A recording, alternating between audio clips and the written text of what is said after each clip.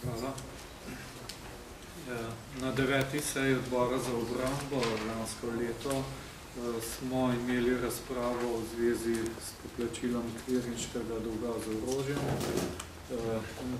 Takrat smo tudi povedali, da je zapiranje klirinškega dolga v delu z vojaške opreme še vedno stvar bilateralnih dogovorov in pogajanj.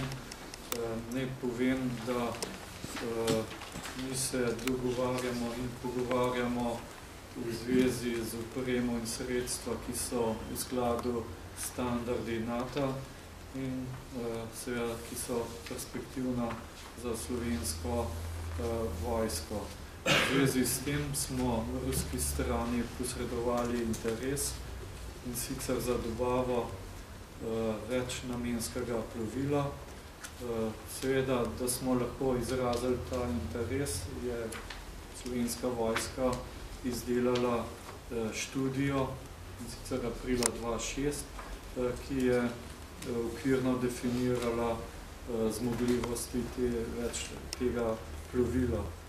Veste, da slovenska vojska ima eno plovilo, vendar to plovilo je patruljno in seveda ni najbolj ustrezno za naloge, ki bi slovenska vojska lahko upravljala. To pomeni, da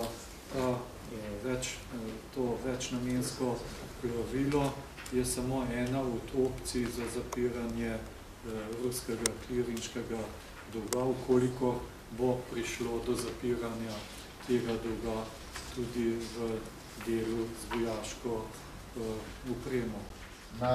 Na naslednje vprašanje, ki me bega, pravite tukaj, da 2 vojaški ladji za nadzor meje pričakujejo od Slovenije tudi druge države, zveze NATO, saj se lahko zgodi, da mora ena na popravilo in vzdrževanje. Zdaj, ne vem, kako je tukaj z policijo, o kateri meji, če govorimo o šengenski meji, potem je določeno, na kakšen način se bo ta meja varovala, ampak v teh vaših izjavah, dokumentih je pravzaprav zelo težko si predstavljati, kaj bomo zares dobili. Ko bodo ti dogovori konkretnejši, bom lahko tudi bolj konkretno odgovoril. Glede taktične študije in zahtevnika, mi povem, da izhaja, da mora plovilo zagotoviti patruliranje, podporo vojaškim potapljačem, izvajanje, iskanje in reševanja na morju, sodelovanje pri ekološki zaščiti in da na podlagi tega ruska stran pripravlja eventualno možnost.